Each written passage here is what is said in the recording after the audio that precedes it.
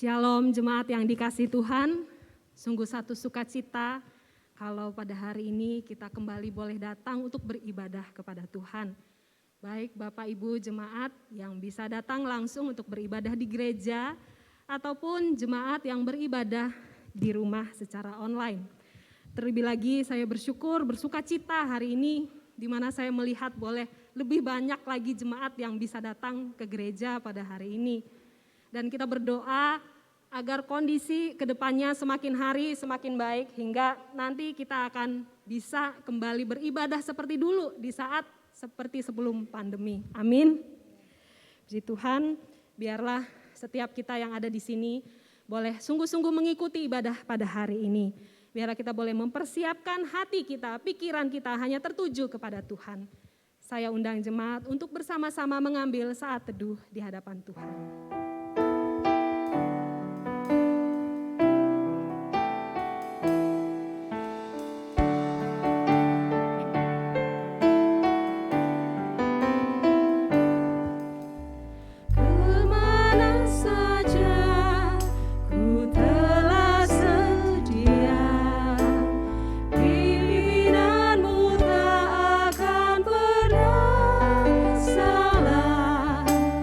Tolong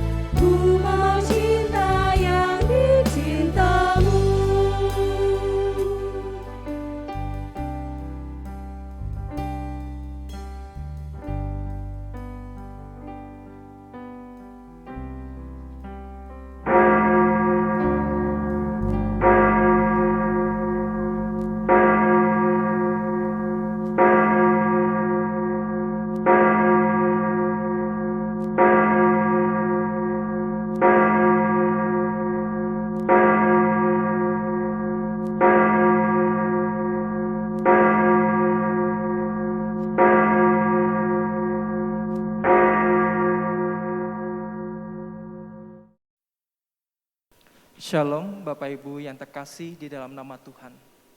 Hari ini, di minggu ini, kita mulai memasuki akan minggu Advent kita. Ketika manusia jatuh di dalam dosa, Tuhan menjanjikan kepada kita seorang juru selamat, yakni Mesias. Mesias yang kita tunggu-tunggu, Allah Sang Penyelamat kita. Dan di dalam pemaknaan inilah kita menanti. Kita mencoba untuk bisa memperingati akan kedatangan Tuhan ketika Dia lahir di tengah-tengah bumi untuk menyelamatkan kita semua. Mari bersama-sama kita akan menyambut, memaknai, dan memperingati akan kelahiran Tuhan di dalam minggu-minggu penantian kita pada kelahiran Tuhan. Bacaan bertanggapan Adventus yang pertama kita ambil dari KPPK nomor 62, halamannya yang ke-74. Bersorak-sorailah dengan nyaring, hai putri Sion. Bersorak-sorailah putri Yerusalem. Lihat rajamu datang kepadamu, ia adil dan jaya. Bangkitlah, angkatlah mukamu, sebab penyelamatmu sudah dekat. Ada suara yang berseru-seru, persiapkanlah di padang gurun jalan untuk Tuhan.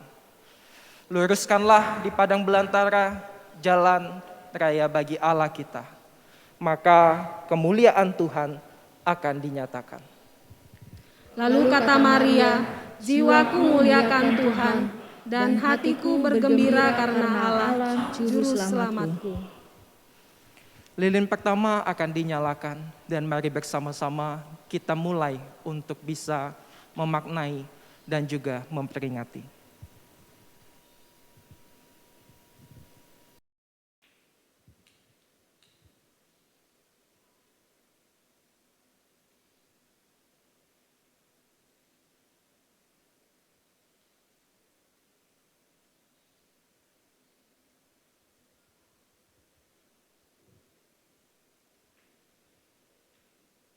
Bapak Ibu yang dikasihi Tuhan, baik yang ada di gereja maupun yang ada di rumah, dengarkanlah panggilan ibadah kita pada saat ini.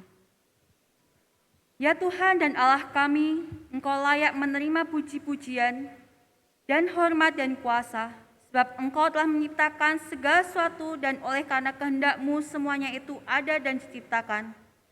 Beribadahlah kepada Tuhan dengan sukacita, datanglah ke hadapannya dengan sorak-sorai. Ketahuilah bahwa Tuhanlah Allah, Dialah yang menjadikan kita dan punya Dialah kita, umat-Nya dan kawanan domba penggembalaannya.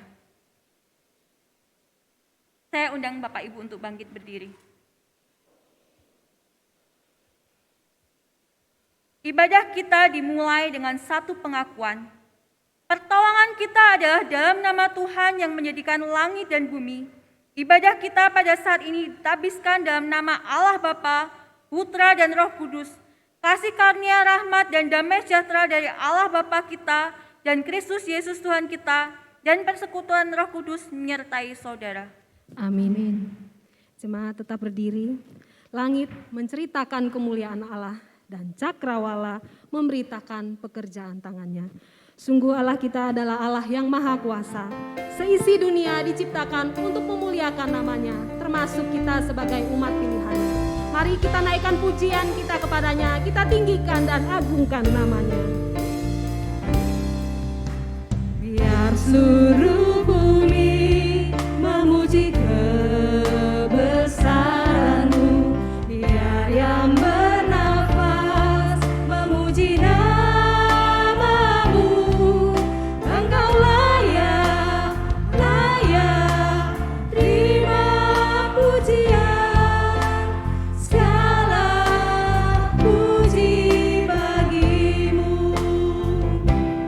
Pujilah Tuhan,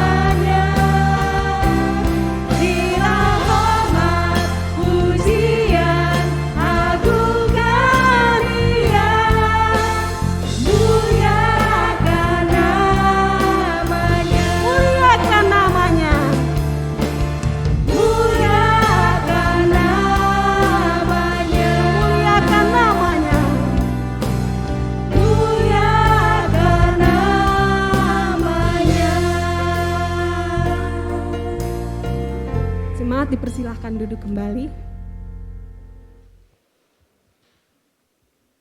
Saya undang Bapak Ibu semua untuk datang kepada Tuhan. Marilah kita mengaku segala dosa dan pelanggaran kita. Mari kita berdoa.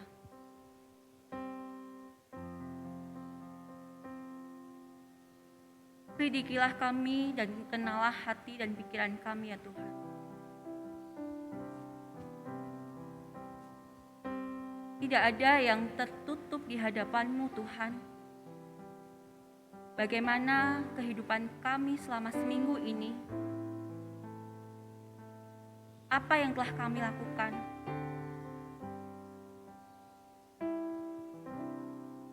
Tuhan, Engkau adalah Allah yang Maha Tahu. Mungkin di dalam kehidupan kami hari lepas hari, kami tidak mencerminkan akan kasih-Mu. Kiranya Engkau mengampuni kami ya Tuhan. Ampuni kami ketika kami berkata-kata dengan sesama kami, tetapi kami tidak membangun. Melalui perkataan kami mungkin tanpa kami sadari menyakiti sesama kami. Kiranya Engkau mengampuni kami ya Tuhan. Terlebih lagi, ampuni kami Tuhan, karena kami belum dapat melakukan akan panggilan kami. Mungkin kami merasa malu ketika kami harus bersaksi terhadap orang lain ya Tuhan. Mungkin kami malu ketika kami menunjukkan identitas kami sebagai anak-anak-Mu. Ampuni kami ya Tuhan. Tetapi kami tahu bahwa Engkau adalah Allah yang panjang sabar, penuh kasih dan penuh rahmat. Engkau Allah yang akan memampukan setiap diri kami untuk menjalani panggilan kami sebagai anak-anak-Mu ya Tuhan.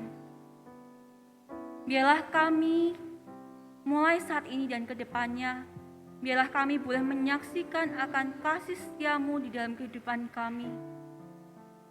Baik terhadap keluarga kami, baik terhadap sesama kami, baik di lingkungan pekerjaan atau sekolah kami. Mampukan kami Tuhan ketika kami harus bersikap atau berkata-kata untuk kami boleh memancarkan akan anugerah-Mu bagi setiap orang ya Tuhan. Ajar kami untuk kami boleh menguatkan sesama. Kami percaya bahwa Engkau telah mengampuni akan kelemahan dan dosa kami ya Tuhan. Doa yang jauh dari semua ini kami panjatkan dalam nama Tuhan kami. Amin. Dengarkanlah berita anugerah bagi setiap kita yang telah diampuni dosanya. Yang diambil dari 1 Tawarikh 16 ayatnya yang ke-23 sampai ke-25. Bernyanyilah bagi Tuhan hai segenap bumi. Kabarkanlah keselamatan yang daripadanya dari hari ke hari. Ceritakanlah kemuliaannya di antara bangsa-bangsa dan perbuatan-perbuatannya yang ajaib di antara segala suku bangsa. Sebab besar Tuhan dan terpuji sangat dan lebih dahsyat Ia daripada segala Allah. Demikian berita anugerah kita. Puji Tuhan, kita bersyukur memiliki Allah yang begitu mengasihi kita. Allah yang bersedia mengampuni setiap dosa dan pelanggaran yang telah kita lakukan. Untuk itu saya undang jemaat agar dapat berdiri sekali lagi. Marilah kita bersama-sama mengambil komitmen di hadapan Tuhan untuk dapat hidup benar sesuai dengan firman-Nya. Kita akan membaca firman Tuhan secara bertanggapan yang diambil dari Mazmur 145 ayat yang pertama sampai ke-10 dan ayat yang ke-21. Puji-pujian karena kemurahan Tuhan. Aku hendak mengagungkan Engkau ya Allahku, ya Raja, dan aku hendak memuji nama-Mu untuk seterusnya dan selamanya. Setiap hari aku hendak memuji Engkau dan hendak memuliakan nama-Mu untuk seterusnya dan selamanya. Besarlah Tuhan dan sangat terpuji dan kebesarannya tidak terduga. Angkatan demi angkatan akan memegahkan pekerjaan-pekerjaan-Mu dan akan memberitakan kepekerasan-Mu. Semarak kemuliaan-Mu yang agung dan perbuatan-perbuatan-Mu yang ajaib akan kunyanyikan. Kekuatan perbuatan-perbuatan-Mu yang dahsyat akan diumumkan mereka, dan kebesaran-Mu hendak kuceritakan. Peringatan kepada besarnya kebajikan-Mu akan dimasyurkan mereka, dan tentang keadilan-Mu mereka akan bersorak-sorai. Tuhan itu pengasih dan penyayang, panjang sabar dan besar kasih setia-Nya. Tuhan itu baik kepada semua orang dan penuh rahmat terhadap segala yang dijadikannya. Segala yang Kau jadikan itu akan bersyukur kepadamu ya Tuhan, dan orang-orang yang Kau kasihi akan memuji Engkau. Mulutku mengucapkan puji-pujian kepada Tuhan, dan biarlah segala makhluk memuji namanya yang kudus untuk seterusnya dan selamanya. Jemaat tetap berdiri. Sebagai orang percaya, kita memiliki panggilan untuk bisa menjadi saksi Kristus dimanapun kita berada. Agar banyak jiwa-jiwa di luar sana yang belum mengenal Kristus bisa mendengar tentang Dia dan diselamatkan. Adakah kita memiliki kerinduan itu untuk memberitakan Injilnya kepada jiwa-jiwa yang Dia kasihi? Inilah doa kami Tuhan, pimpin kami kemana saja yang Engkau kehendaki.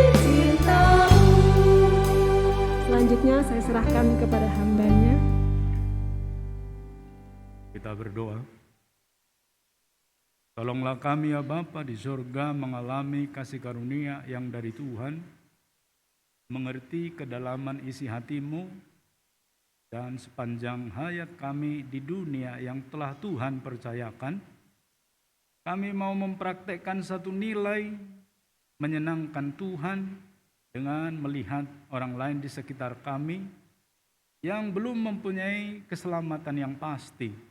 Pakai kami menjadi agen sarana untuk mereka ya Tuhan. Firman-Mu menguatkan kami semua hari ini, menolong kami, memberkati kami. Terpuji, termulia nama-Mu Bapa, berbicaralah atas setiap kami. Dalam nama Yesus kami berdoa dan kami mengucap syukur. Amin.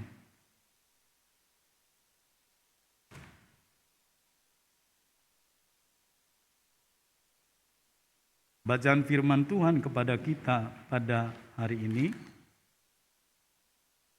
diambil dari Injil Matius pasal 28 ayat yang ke-18 sampai dengan ayat yang ke-20. Demikian firman Tuhan. Yesus mendekati mereka dan berkata, "Kepadaku telah diberikan segala kuasa di sorga dan di bumi.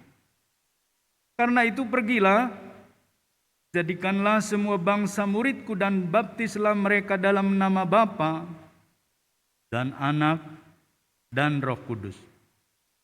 Dan ajarlah mereka melakukan segala sesuatu yang telah kuperintahkan kepadamu, dan ketahuilah aku menyertai kamu senantiasa sampai kepada akhir zaman. Dilanjutkan satu pembacaan di Kisah Para Rasul, pasal 1 ayat 3, 6 sampai dengan 8. Kepada mereka ia menunjukkan dirinya setelah penderitaannya selesai, dan dengan banyak tanda ia membuktikan bahwa ia hidup. Sebab selama 40 hari ia berulang-ulang menampakkan diri dan berbicara kepada mereka tentang kerajaan Allah. Ayat ke-6, maka bertanyalah mereka yang berkumpul di situ, Tuhan, maukah engkau pada masa ini memulihkan kerajaan bagi Israel? Jawabnya, engkau tidak perlu mengetahui masa dan waktu yang ditetapkan Bapa sendiri menurut kuasanya. Tetapi kamu akan menerima kuasa kalau Roh Kudus turun ke atas kamu, dan kamu akan menjadi saksiku di Yerusalem dan di seluruh Yudea dan Samaria dan sampai ke ujung bumi.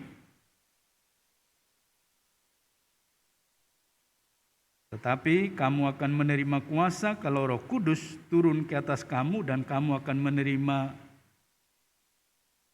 akan menjadi saksiku di Yerusalem dan di seluruh Yudea dan Samaria dan sampai ke ujung bumi.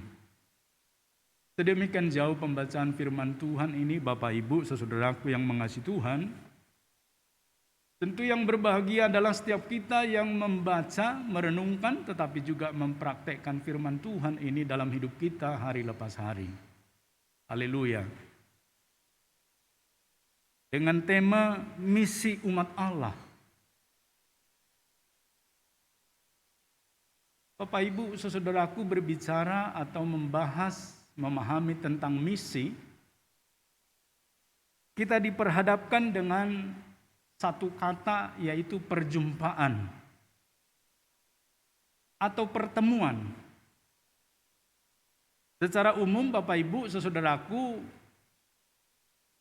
tatkala seseorang mendekati kita dalam keadaan apapun juga, atau dimanapun juga, katakanlah di pasar, atau di mal, atau di tempat gereja, biasanya ada 3 kondisi yang melatar belakangi pertemuan tersebut.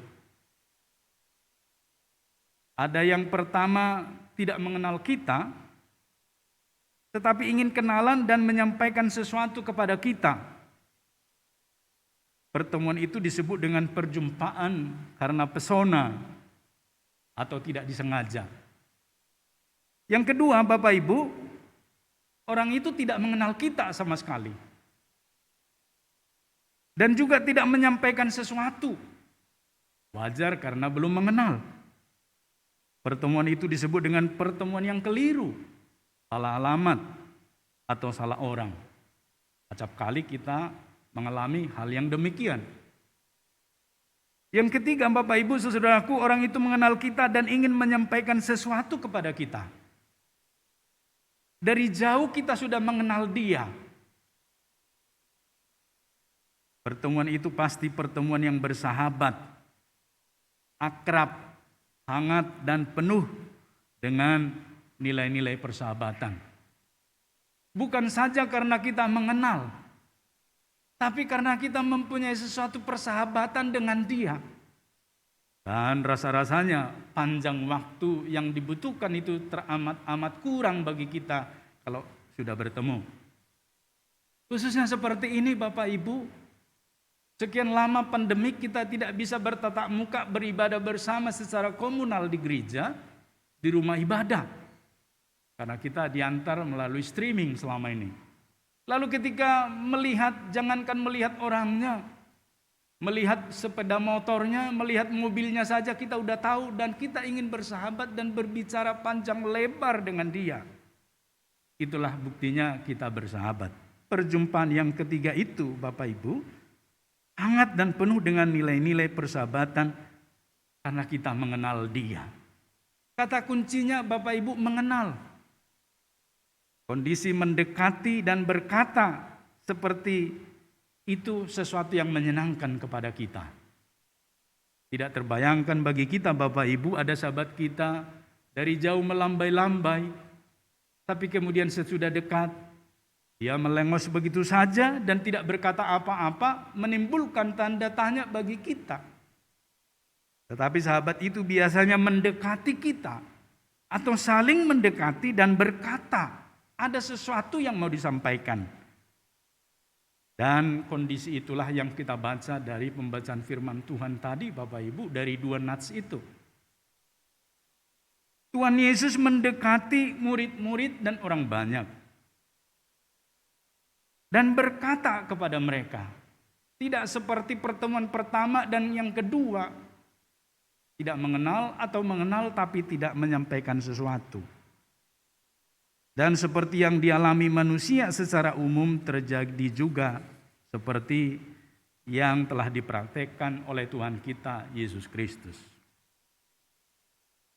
Dan jikalau kita perhatikan amanat teks tadi Bapak Ibu, nats itu menyampaikan satu keadaan pasca kebangkitan Tuhan Yesus setelah 40 hari berulang-ulang bertemu, bersahabat, berbicara, dan lain segala macam seperti kebiasaan sebelumnya. Pada waktu dia sebelum disalibkan Bapak Ibu. Tentu kita perhatikan di sana tujuannya menyampaikan berulang-ulang kepada murid-murid dan orang banyak dengan satu pesan bahwa dia hidup. Ada bagian tertentu dalam hidupnya yang sama sebelum dia disalibkan. Tetapi ada bagian tertentu dalam hidupnya yang berubah dan berbeda sebelum disalibkan. Tetapi pesannya sama, dia hidup. Tentu kita bertanya Bapak Ibu, kenapa pesan Yesus dia yang hidup itu disampaikan berulang-ulang dan membutuhkan waktu 40 hari? Pertama Bapak Ibu, murid-muridnya dan semua yang pernah mengikuti ajarannya sekarang menemukan dengan sempurna di dalam Yesus yang adalah manusia itu 100% hidup. Dan itu tentu membongkar pemikiran mereka. Jikalau jasmani mati pasti tidak bisa terbentuk dengan sosok manusia yang sempurna. Tetapi dibuktikan dia juga makan ikan goreng pada waktu itu. Menemukan fakta baru Bapak Ibu bahwa dia adalah Tuhan, genap di dalam dirinya ketuhanan itu. Ya. Ada oknum Bapa, juga firman dan Roh Kudus itu genap di dalam dirinya dengan sempurna yang bisa dilihat orang. Dirasakan dan dialami banyak orang. Itu mematahkan argumentasi bahwa Bapa dan Yesus terpisah atau ketiganya satu dengan yang lain tidak sehakikat. Seperti banyak ajaran hari ini.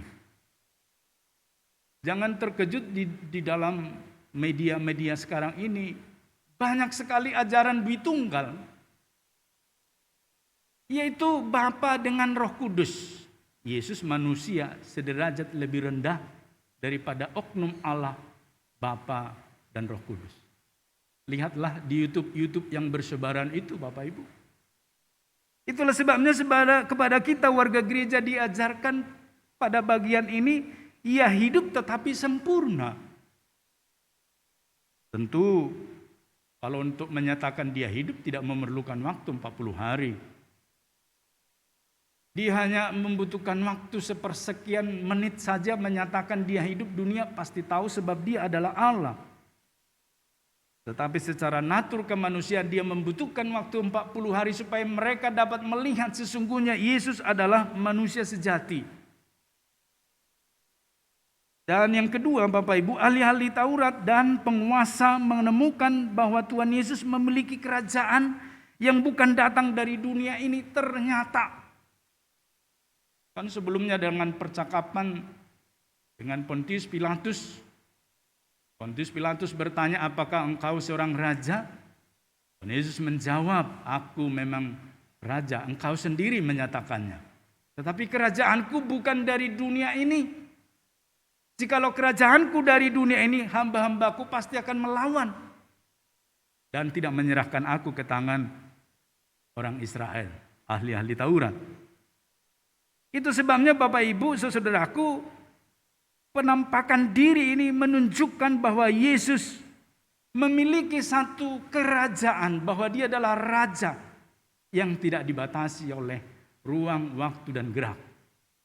Menjelaskan bahwa kerajaannya kekal. Menjelaskan bahwa kerajaannya lebih daripada apa yang dimiliki oleh orang-orang dunia, termasuk ahli-ahli Taurat dan penguasa-penguasa pada waktu itu. Sehingga mereka melihat Yesus dengan cara pandang yang baru.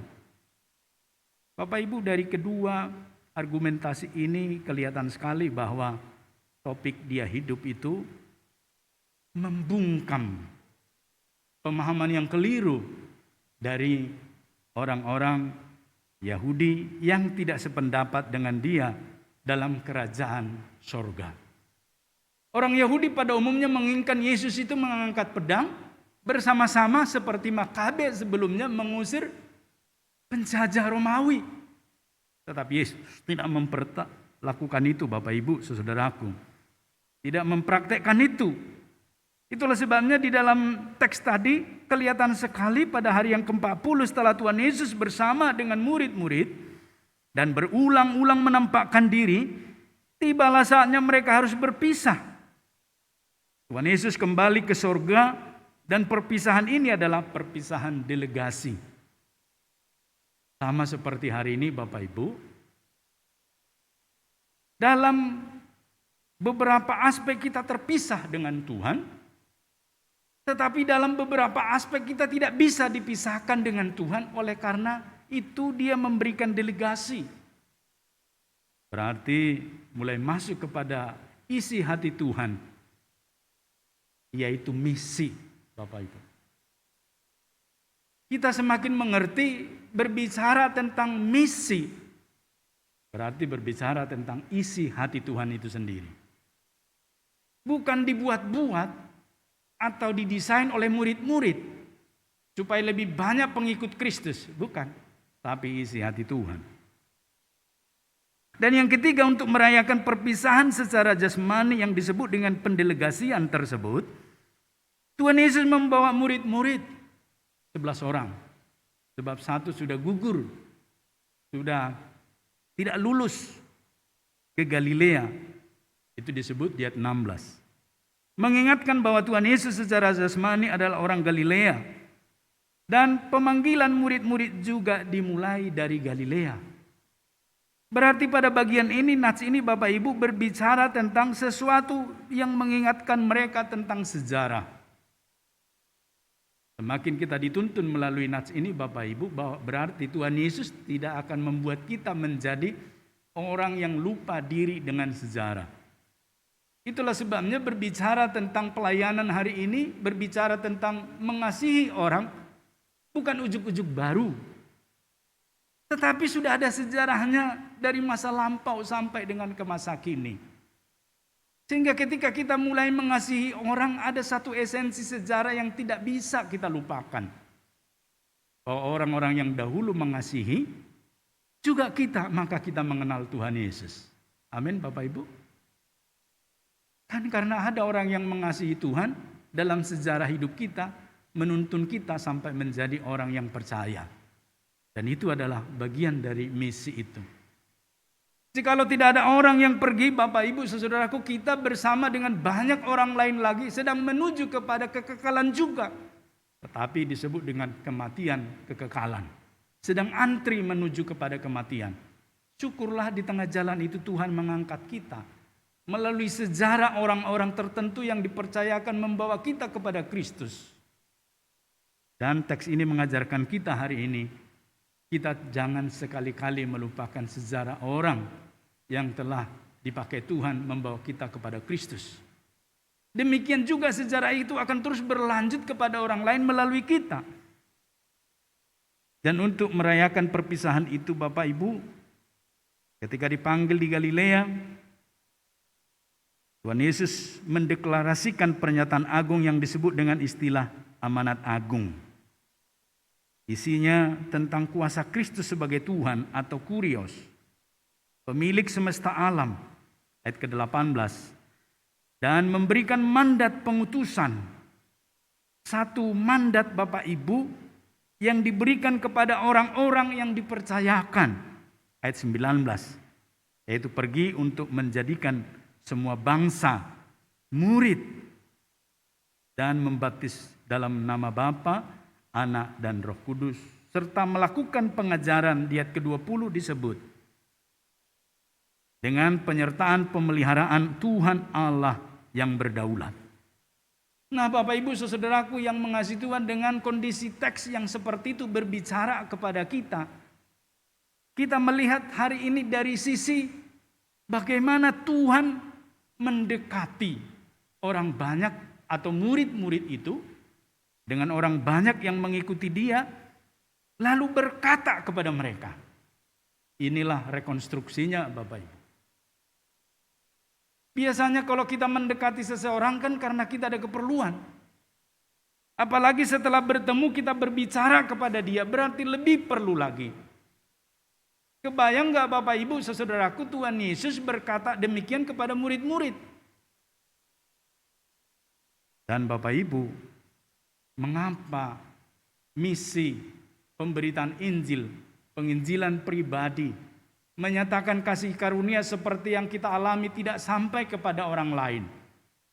Acap kali karena kita tidak memahami bahwa Yesus sudah mendekati kita dan berkata kepada kita secara spesial. Acap kali kita tidak menangkap hal-hal yang demikian sehingga kita tidak mempraktekannya. Tetapi saya percaya Bapak Ibu bahwa setiap kita yang telah didekati oleh Tuhan Yesus, kata lain didekati itu adalah ditangkap. Seperti dia menangkap Rasul Paulus dan banyak orang percaya lainnya. Bahwa kita juga mengalami hal yang sama. Sehingga kita mampu mendengar dia berkata-kata kepada kita secara pribadi. Dari 4 amanat teks tadi Bapak Ibu, orang percaya dapat memahami bahwa amanat agung itu, yang adalah isi hati Tuhan itu tadi Bapak Ibu kepada banyak orang dengan metode mereka didekati dan berkata secara spesial, ayat 18 sampai 20, hanya dimulai dengan yang pertama, kesaksian bahwa dia, Tuhan Yesus itu hidup. Tidak ada yang lain Bapak Ibu. Ketika kita menyadari dan melihat Yesus hidup itu, maka kita pun ingin hidup bersama seperti dia. Dia adalah Tuhan Allah yang hidup. Allah yang hidup memulai dengan aktivitas yang hidup. Tuhan Yesus mendekati, itu satu aktivitas yang hidup Bapak Ibu. Kalau aktivitas mati dia nggak bisa lakukan itu. Baru lanjutkan dengan Tuhan Yesus berkata, aktivitas yang hidup itu adalah persahabatan. Sahabat yang baik pasti saling mengenal. Tuhan Yesus mempercayakan perkataannya sebagai mandat semata-mata karena setiap kita adalah sahabatnya. Tidak sembarangan Tuhan mempercayakan perkataannya. Itu sebabnya ketika dia mempercayakan perkataannya kepada kita Bapak Ibu, berarti Tuhan mempercayakan kita sebagai sahabatnya. Amin Bapak Ibu. Di minggu Advent pertama ini kita mengingat bahwa kita adalah sahabat Tuhan. Yang kedua, kita ada mandataris Tuhan Yesus di dunia. Melalui kita dia bekerja, maka didelegasikan dia naik ke sorga dan tugas misi itu diserahkan kepada kita. Mandataris ini adalah penerima mandat. Suatu pendelegasian yang sangat berharga dari Tuhan Allah yang kekal kepada manusia yang tidak kekal. Setiap orang percaya yang adalah murid-muridnya adalah penerima mandat dari Tuhan Yesus. Yang ketiga, misi yang terukur.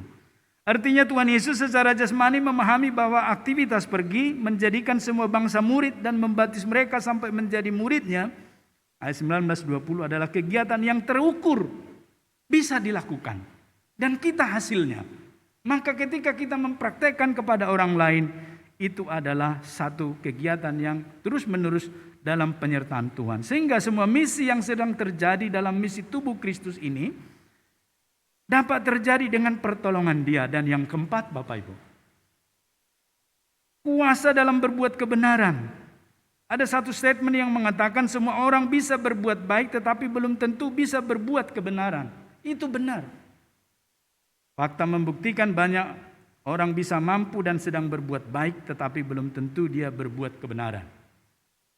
Memberitakan Injil, mengajak mereka dengan kuasa firman Tuhan beribadah, percaya kepada Kristus dan membawa ke gereja, itu adalah kebenaran. Tidak semua orang bisa lakukan. Fakta membuktikan Bapak Ibu kebenaran itu adalah agung, mulia, berharga dan tidak ternilai dan ultimate, tertinggi. Sekalipun kita tidak mempunyai banyak uang, banyak harta, materi, tapi kita mempunyai yang mulia, itu jauh lebih berharga. Sebab tujuannya adalah untuk kehidupan kekal dan menyenangkan Tuhan. Itulah misi. Sementara nilai-nilai kebaikan harus dilatar belakangi oleh kebenaran baru bisa bernilai. Kita bisa memberi orang lain makan, minum, kasih dia bantuan uang, sosial, pangan, sembako.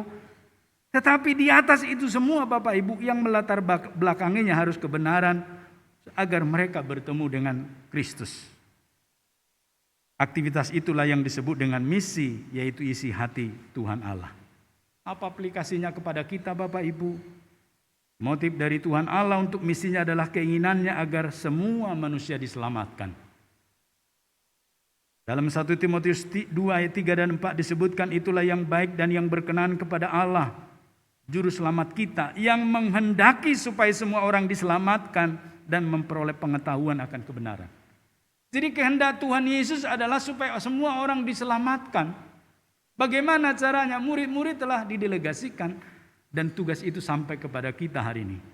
Maka kita ajaklah mereka yang belum mengenal Tuhan supaya penuhlah bangku-bangku ini kita terisi di dalam minggu-minggu depan.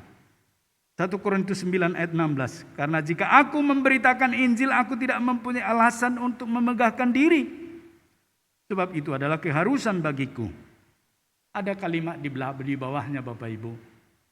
Nanti baca di rumah, dikatakan celakalah aku jika aku tidak memberitakan Injil. Selama ini orang berpikir itu tugas pendeta, hamba Tuhan, majelis dan pengurus gereja, aktivis. Saya kan enggak, saya jemaat biasa. Bukan. Celakalah aku jika aku tidak memberitakan Injil. Berarti tugas ini tugas semua orang percaya yang dipanggil oleh Tuhan Yesus dari kegelapan kepada terangnya yang ajaib. Bagaimana cara mempraktekannya Bapak Ibu secara sederhana?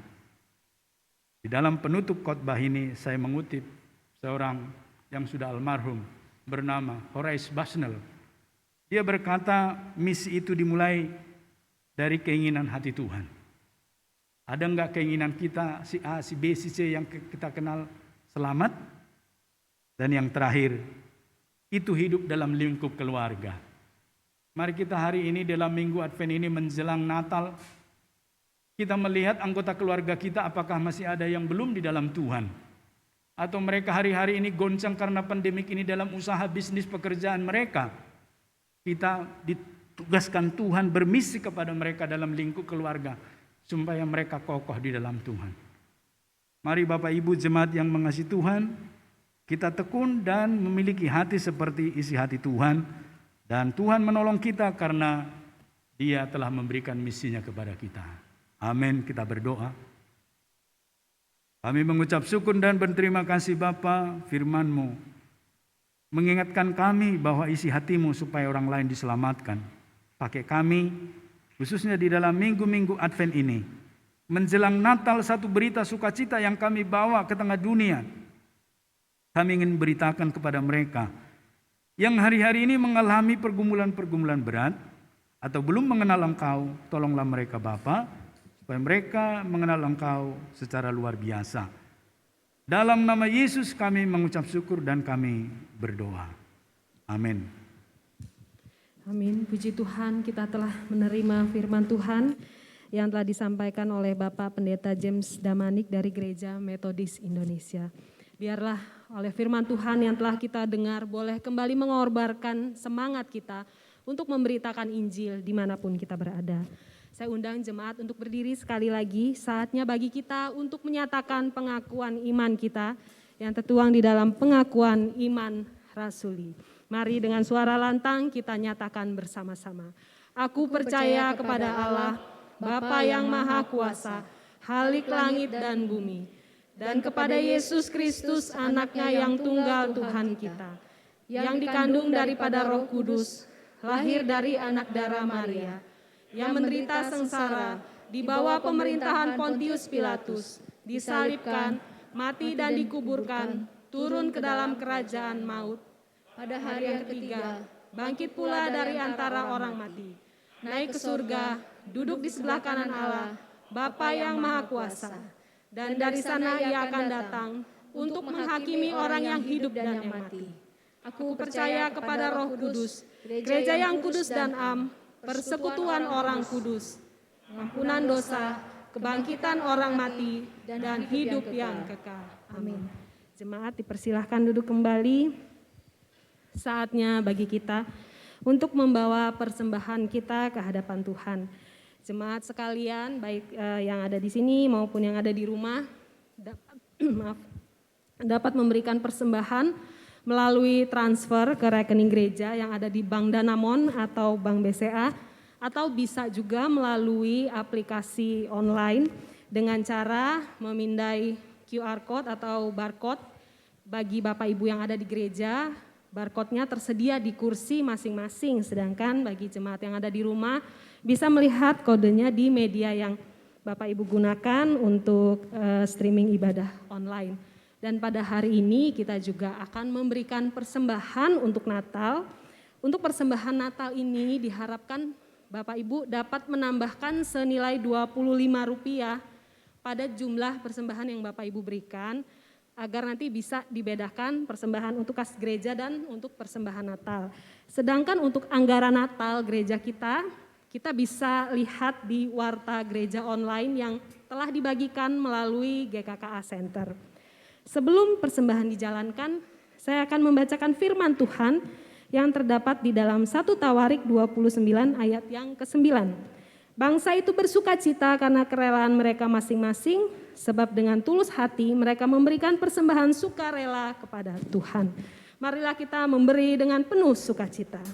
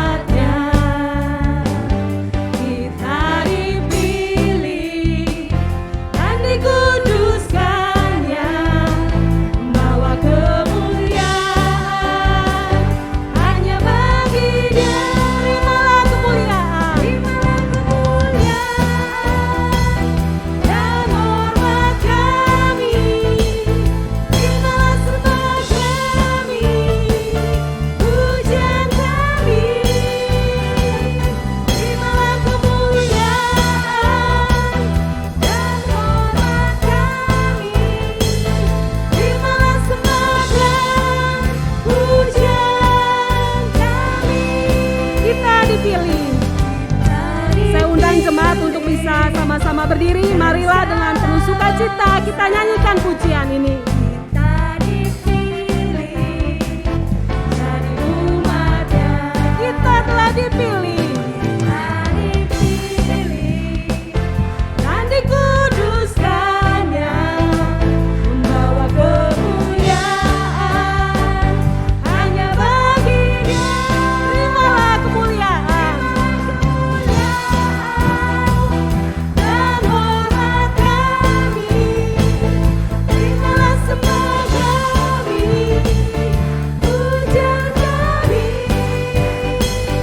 Terima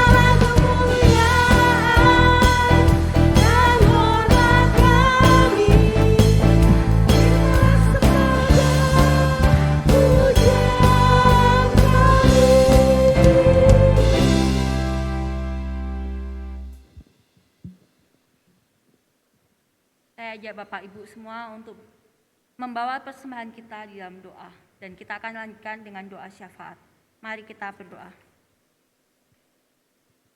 Tuhan Allah Bapa yang bertahta kerajaan surga yang mulia, mengucap syukur Tuhan untuk segala berkat yang telah Engkau anugerahkan dalam hidup kami. Tuhan, pada saat ini kami memberikan sebagian kecil dari apa yang telah Engkau berikan kepada setiap diri kami. Biarlah Engkau yang akan mau menguduskan dan menyucikannya. Dan biarlah apa yang telah terkumpul ini dapat dikelola oleh majelis dan dapat dipergunakan untuk pelayanan yang ada di gereja kami ya Tuhan. Tuhan, pada saat ini juga kami mau membawa beberapa doa syafaat. Tuhan, kami berdoa untuk jemaat yang saat ini sedang terbaring sakit. Kami berdoa untuk Pak Yusro yang saat ini berada di rumah sakit. Kiranya Engkau yang akan mau menyembuhkan dan memulihkan ya Tuhan. Biarlah melalui obat-obat yang diminum, perawatan para dokter, itu boleh memulihkan kondisinya. Kami juga berdoa untuk Ibu Kimlan dan Ibu Kuingim yang saat ini juga sedang lemah tubuhnya di rumah. Kiranya Engkau juga akan memberikan pemulihan kepada mereka berdua. Dan kami juga berdoa untuk Ibu Mira, Bapak Mensung, Saudara Doni, Ibu Tinu, Pendeta Emeritus Paulinalo, Bapak Fu Hianhui, Bapak Tepunlung, Ibu Swan Kim, Ibu Mainawati, Bapak Andi Cahyono, Bapak Budi Hartono, yang juga pada saat ini sedang sakit ya Tuhan. Tuhan, kami berdoa, kiranya Engkau anugerahkan damai dan sukacita kepada saudara-saudari kami ini. Berikan penghiburan di dalam kelemahan tubuh mereka ya Tuhan, dan biarlah Engkau yang akan memberikan kekuatan setiap harinya. Biarlah melalui perawatan, melalui obat-obat yang diminum, itu boleh membuat kondisinya lebih baik ya Tuhan. Kami juga berdoa kiranya Engkau juga tolong keluarga yang mendampingi ya Tuhan.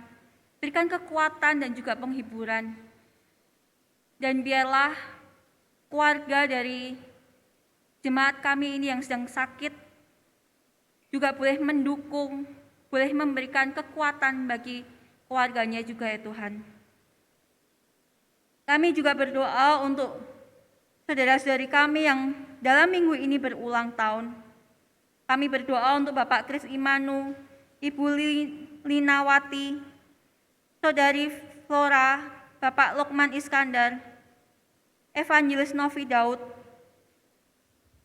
yang pada hari ini juga berulang tahun. Tuhan, kami berdoa untuk jemaat kami yang berulang tahun ini, biarlah di dalam pertambahan usianya, Engkau karuniakan hikmat dan kebijaksanaan. Biarlah mereka juga boleh menjadi berkat bagi sekitar mereka ya Tuhan. Dan biarlah mereka juga mengalami pertumbuhan iman di dalam Engkau. Dan kami juga berdoa bagi keluarga Bapak Ferry Tio dan Ibu Nyopome yang pada 27 November ini berulang tahun pernikahan. Mengucap syukur Tuhan untuk 22 tahun yang telah Engkau anugerahkan di dalam keluarga ini. Tuhan, biarlah Engkau juga akan mau meneguhkan dan menguatkan pernikahan ini. Biarlah Bapak Ferry Tio dan Ibu Nyopome boleh semakin kuat di dalam Engkau.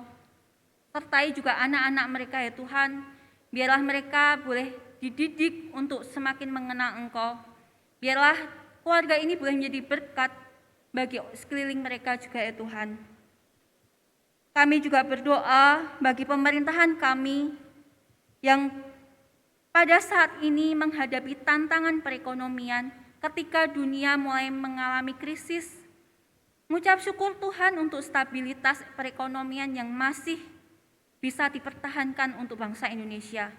Tetapi biarlah Engkau ya Allah yang berdaulat, yang akan menolong pemimpin-pemimpin kami untuk mengambil kebijaksanaan yang tepat ya Tuhan.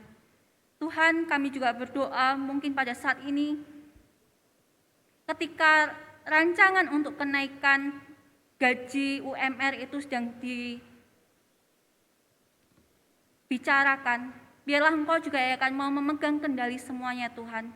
biarlah apa yang telah dibicarakan itu boleh diterima seluruh warga Indonesia ini ya Tuhan. Dan biarlah kami juga boleh belajar sebagai warga negara untuk mendukung pemerintahan kami. Kami juga berdoa untuk sekolah yang pada saat ini sedang menjalankan sekolah hybrid ya Tuhan. Kiranya Engkau akan mau menolong sekolah-sekolah ini untuk menjaga protokol dan juga bagaimana mereka harus menjalankan sekolah ini ya Tuhan. Tolong anak-anak kami yang saat ini sedang ujian juga, kiranya Engkau juga akan mau menyertai mereka, menolong mereka dalam proses belajar mengajar ini. Kami juga berdoa untuk varian virus COVID yang baru ini. Tuhan, kiranya Engkau berikan hikmat dan kebijaksanaan pada pemerintahan kami untuk mengambil keputusan yang tepat ya Tuhan, untuk menghadapi ini semua. Kami mohon belas kasih-Mu Tuhan, jangan sampai badai COVID ini melanda bangsa Indonesia ini. Biarlah kami boleh menghadapinya bersama-sama, saling bahu-membahu satu dengan yang lain ya Tuhan. Kami juga berdoa bagi gereja kami, mengucap syukur Tuhan untuk keberadaan GKKA di kota Banjarmasin ini. Tuhan, biarlah gereja ini boleh menjadi berkat, bukan hanya bagi anggota jemaat, tetapi biarlah gereja ini boleh menyaksikan, boleh memberitakan Injil, boleh menjadi alat-Mu untuk kemuliaan-Mu, untuk menjadi saksi bagi seluruh warga Banjarmasin ini ya Tuhan, maupun kota-kota sekitarnya. Kami berdoa untuk para pelayan, hamba Tuhan, biarlah Engkau yang akan mau menolong di tengah keberadaan mereka ya Tuhan, di tengah tantangan yang harus dihadapi. Terlebih lagi ya Tuhan, kami berdoa bagi siap diri kami sebagai jemaat, biarlah kami boleh menjalankan peran kami untuk menjalankan misi Allah di dunia ini. Biarlah kami boleh menjalankan misi Allah itu, menyaksikan atau memberitakan firman bagi keluarga kami, maupun bagi tetangga kami juga ya Tuhan. Dan kami juga berdoa bagi Pendeta James Damanik, mengucap syukur Tuhan jikalau beliau boleh melayani kami pada saat ini. Tuhan, kami berdoa, biarlah Engkau yang akan mau pakai hamba-Mu ini untuk kemuliaan-Mu saja ya Tuhan, sertai untuk gereja Metodis di Banjarmasin ini yang sedang dirintis juga ya Tuhan. Biarlah Engkau yang akan mau pakai gereja ini untuk kemuliaan-Mu. Tuhan, kami mau menutup doa syafaat kami dengan doa Bapa kami. Bapa kami yang di surga, dikuduskanlah nama-Mu, datanglah kerajaan-Mu, jadilah kehendak-Mu di bumi seperti di surga.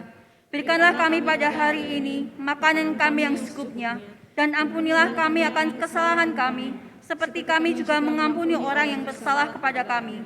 Dan janganlah membawa kami ke dalam pencobaan, tetapi lepaskanlah kami daripada yang jahat, karena Engkau-lah yang punya kerajaan, dan kuasa, dan kemuliaan, sampai selama-lamanya. Amin.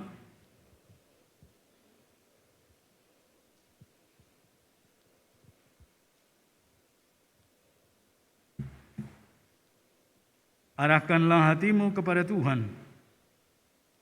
Pergilah ke dalam dunia dengan damai, milikilah keberanian, pertahankanlah apa yang baik, jangan lakukan yang jahat, hiburlah mereka yang tawar hati, kuatkanlah yang lemah, bantulah yang menderita, hormati semua orang, kasihi dan layanilah Tuhan, bersukacitalah dalam kuasa Roh Kudus. Amin. Kita akan mengakhiri ibadah kita pada hari ini. Marilah kita naikkan segala puji, hormat hanya bagi Tuhan.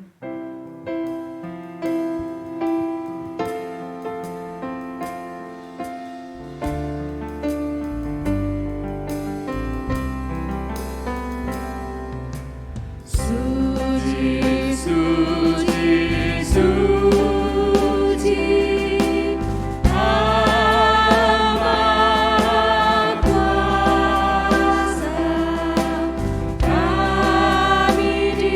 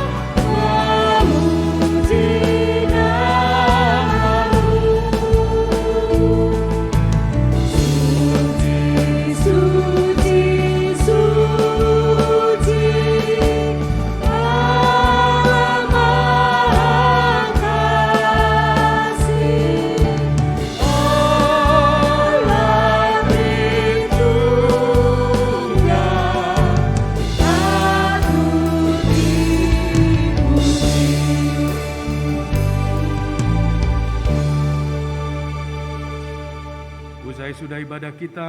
Jemaat, arahkanlah hatimu, terimalah berkat-Nya. Tuhan memberkati engkau dan melindungi engkau. Tuhan menyinari engkau dengan wajah-Nya dan memberi engkau kasih karunia. Tuhan menghadapkan wajah-Nya kepadamu dan memberi engkau damai sejahtera. Amin. Amin.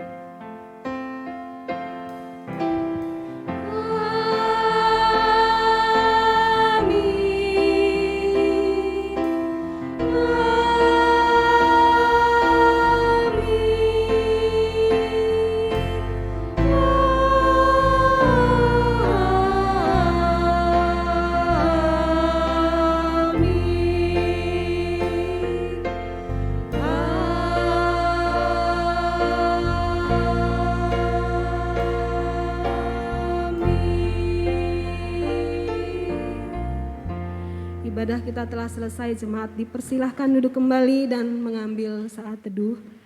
Selanjutnya setelah ini kita akan menyaksikan beberapa warta gereja online. Selamat hari Minggu, Tuhan memberkati kita semua.